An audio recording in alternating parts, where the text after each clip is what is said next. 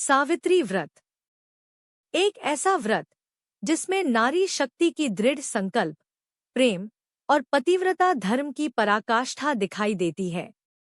यह व्रत विशेष रूप से सुहागिन स्त्रियां अपने पति की लंबी उम्र और सुखी दाम्पत्य जीवन के लिए करती हैं। आज हम जानेंगे सावित्री व्रत की वह अद्भुत कथा जिसने यमराज जैसे मृत्यु के देवता को भी झुका दिया। सावित्री और सत्यवान की कथा की शुरुआत बहुत समय पहले की बात है।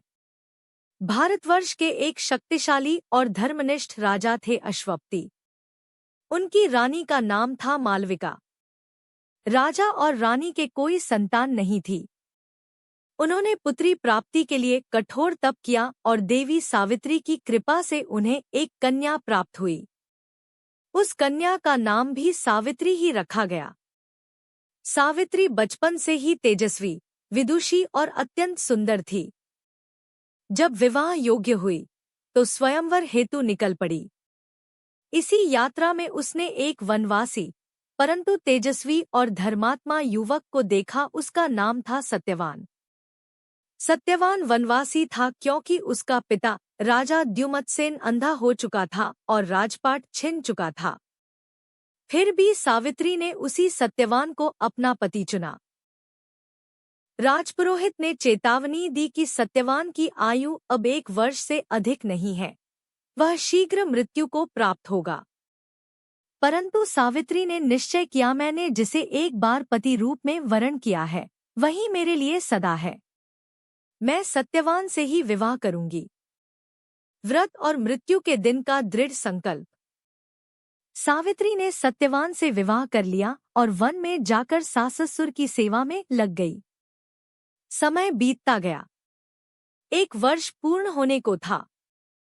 सावित्री को ज्ञात था कि वह दिन समीप है जब सत्यवान की मृत्यु होने वाली है। जैसे ही वह दिन आया, सावित्री ने उपवास किया, वटवृक्ष के नीचे पूजा की, यमराज से अपने पति की रक्षा की कामना की और अपने मन में दृढ़ निश्चय किया कि वह मृत्यु को भी पराजित करके रहेगी। सत्यवान रोज की तरह लकड़ियां काटने जंगल गया। सावित्री भी साथ गई। अचानक सत्यवान के सिर में तीव्र दर्द हुआ और वह बेहोश होकर गिर पड़ा।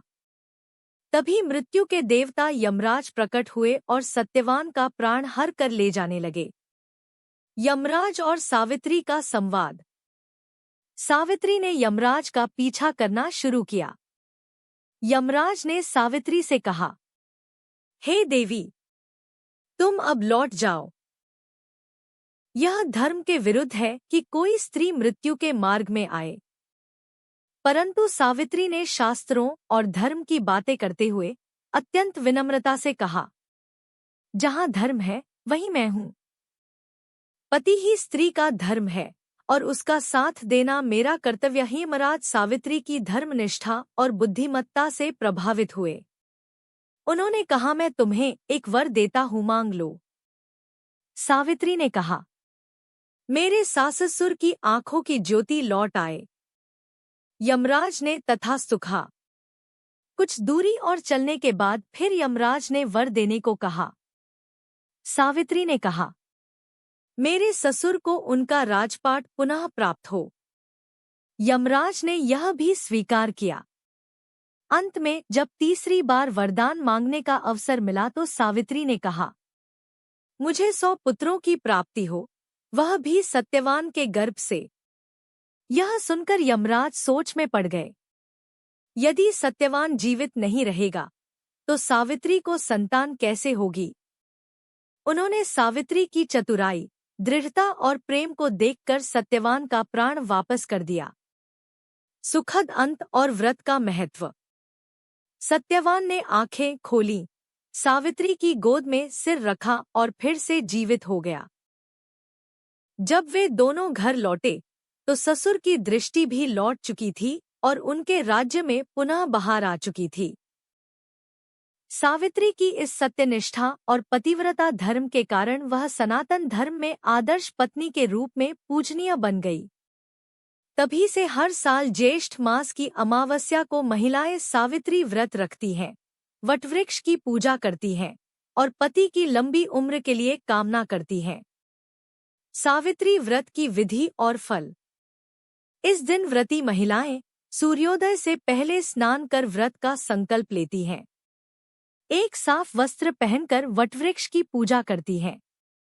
वृक्ष के चारों ओर सूत या कच्चा धागा लपेटती हैं। सावित्री सत्यवान की मूर्ति की पूजा करती हैं। काले चने, फल, वस्त्र, सिंदूर, बिंदी आदि से अर्पण करती हैं।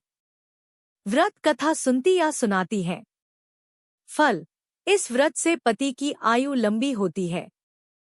संतान सुख प्राप्त होता है।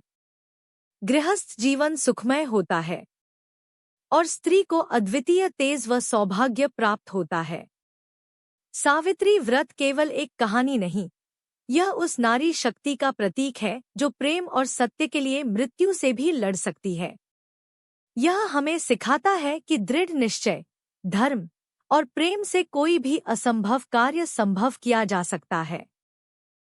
आप सभी को यह कथा पसंद आई हो, अपने दोस्तों तक, अपने परिवारजनों तक जरूर शेयर करें। वीडियो को लाइक करें, कैरन और कमेंट बॉक्स में जय माता सावित्री जरूर लिखें। माता आपके सुहाग की लंबी आयु बनाकर रखेंगे। जय माता सावित्री। धन्यवाद साथियों।